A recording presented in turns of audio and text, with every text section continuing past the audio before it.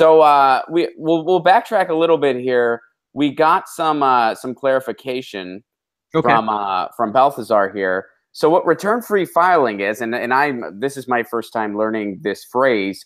It's a tax system in the UK where the government sends you a bill, you can annotate, send it back with the amount, and you're done. So there will be no accountants, no H&R Block, etc. And it's according to Balthazar, a much simpler tax filing system. This is my first time hearing about this, so I'm not super fluent on it, Balthazar. But I would say if we did anything like that in the United States, it would have to be very strictly limited to W-2s. And the reason I say that, I've been self-employed pretty much my entire professional life.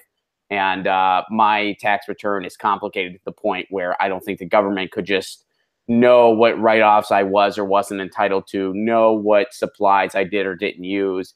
They wouldn't be able to just send me a bill. It wouldn't be that simple for somebody like me. For a W-2, I guess it could be. So I would say it would need to strictly be limited to W-2s in that case, just, initially hearing about this. So do you have any thoughts on that?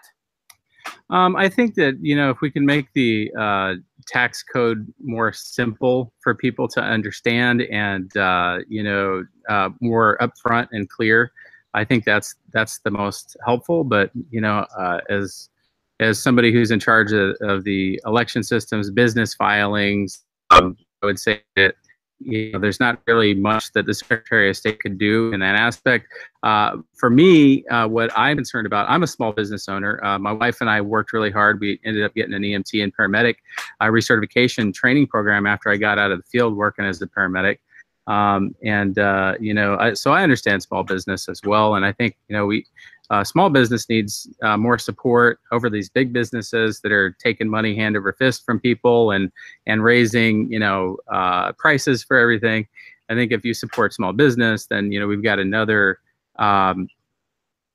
set or another group of organizations that can really prevent the corporate takeover, the big corporate takeover of America. And so one of the things that I'm proposing as the Secretary of State is to either have a gradual increase in the annual filing fees, because right now in California it's $800 a year, no matter what kind of business you are. If you're filing an LLC, for example, right, you get $100 a year. And just imagine what that's like if you're just starting up from the, you don't have $800 worth of startup costs that year. And I think that's bad. How is it that a mom and pop shop's got to pay $800 and, Coca-Cola, Pepsi, and, nothing against all of them, but, oh no, you can totally be against all of them. I understand you're running for office and you need to be diplomatic. I totally get it, but you are in a safe space here, buddy. Now, as far as could somebody take this and use it against you later, maybe. But June 5th is coming, so they need to act really.